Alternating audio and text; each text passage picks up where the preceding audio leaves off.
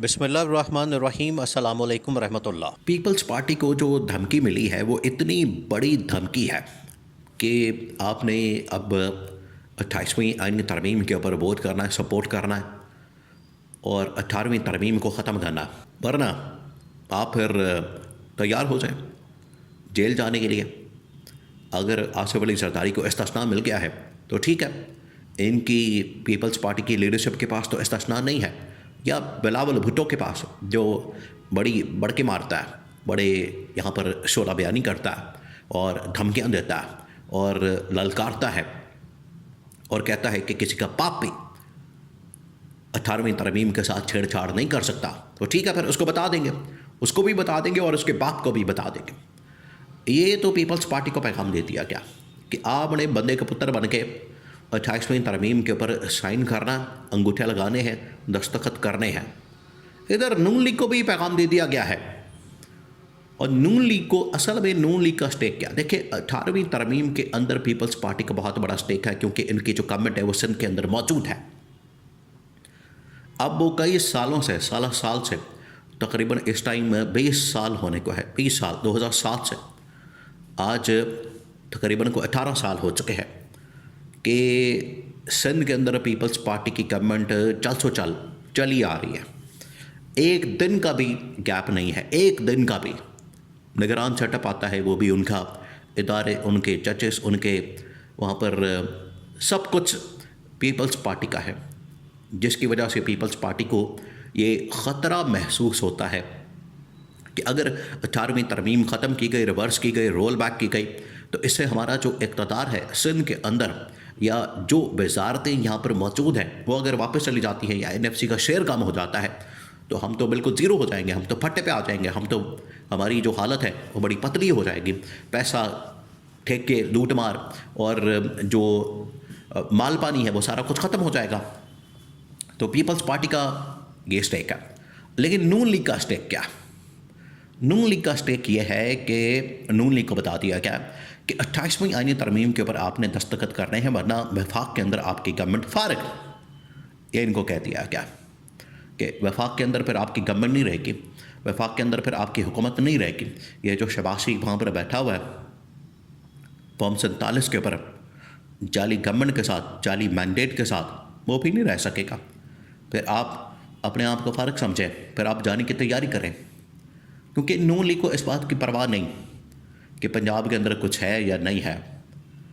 नून league को इस बात की परवाह है, ख़ास तौर पर जो मौजूदा इस वक्त नून लीग है, उसमें शहबाज शरीफ को सबसे ज़्यादा अपने इक़्तिदार की फ़िक्र है। और शहबाज शरीफ कोशिश करता है कि मेरा इक़्तिदार किसी तरह से बचा रहे, मैं चाहे किसी के आगे लेट जाऊँ, मैं चाहे किसी के सामने गड़गड़ाऊँ, मैं चाहे किसी का तरला करूँ, मैं चाहे कुछ भी करूं, मुझे कुछ भी करना पड़े, किसी भी हद तक जाना पड़े, मैंने कुर्सी से चिमड़े रहना, मैंने कुर्सी नहीं छोड़नी। ये शहबाज शरीफ, आपको बताए कि इक़्तिदार का, कुर्सी का इतना लालची, दोनों भाई, दोनों ये जो शरीफ बरादरान हैं, नवाज शरीफ, शहबाज शरीफ, कुर्सी के बड़े लालची हैं।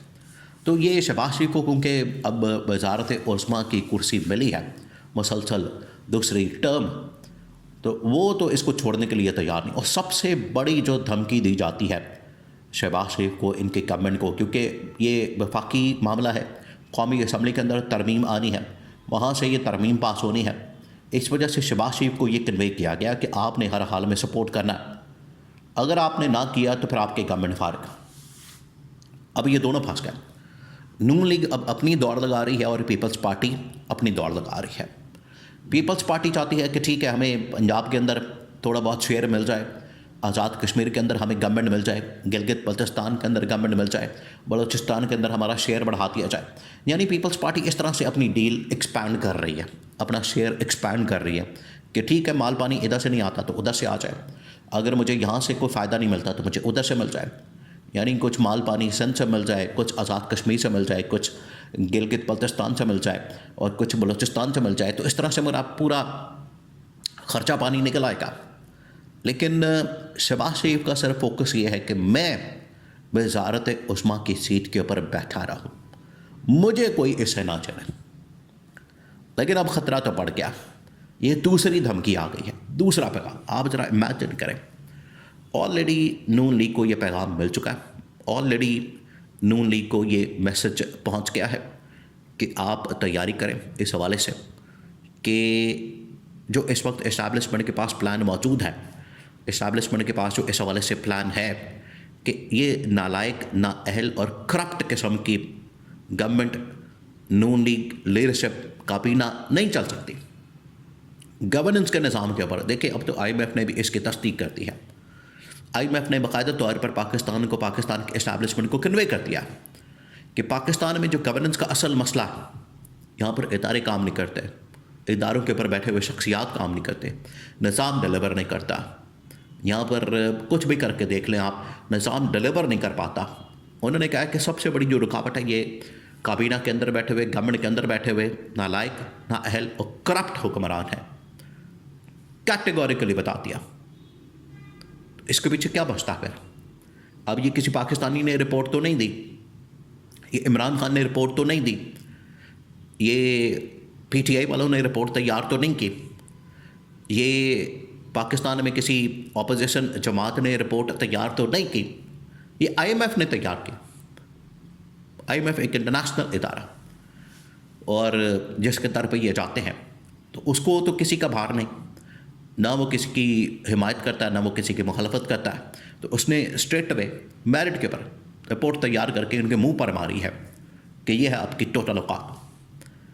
तो नून लीग सबसे बड़ी रुकावट है, और इस्टेब्लिशमेंट को भी इस बात का अंदाज़ा है, इस्टेब्लिशमेंट को इस बात का पता है कि इनके होते हुए मुल्क में बेहतरी नामुमकिन है, बिल्कुल नामुमकिन है।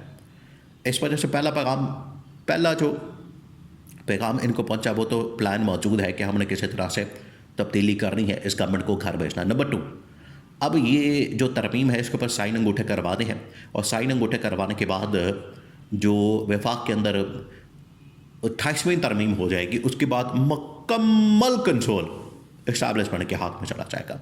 फाइनेंशियल कंट्रोल, NFC का शेयर, बजट का शेयर, उसके बाद मुख्तलिफ वजारतें, उसके बाद सूबे, वो भी डिवाइड करके उन्होंने इस्टेब्लिशमेंट ने लोकल बॉडी इलेक्शन करवा के अपनी कंट्रोल में कर लेना। अगला 5 साल का, ये 5 साल का प्लान है। तो शहबाज शरीफ के पास आखिरी ऑप्शन ये बचता है कि इमरान खान के पास पहुंचो, इमरान खान को लेवरेज के तौर पर इस्तेमाल किया जाना, ये हमारे पास वाहिद ऑप्शन है। ये है सियासी अप्रोच, क्योंकि अगर ये अपने ताईं डील करने की कोशिश करेंगे तो हो नहीं सकता जब तक कि इमरान खान को लेवरेज के तौर पर इस्तेमाल न किया जाए, इमरान खान के कंधे पर रखकर बंदूक ना चलाई जाए। तो ये अब शहबाज शरीफ को मशवरा दिया गया है कि इमरान खान के पास पहुँचें, अदयाला जाएँ, राना सनाउल्लाह को भेजें, किसी को भेजें, ताकि इमरान खान को बतौर लेवरेज, इमरान खान को बतौर एक बार्गेन के तौर पर इस्तेमाल करके तो इस्टेब्लिशमेंट के साथ डील बनाई जाए, वरना बोरिया बिस्तर गोल और घर जाने की तैयारी करें।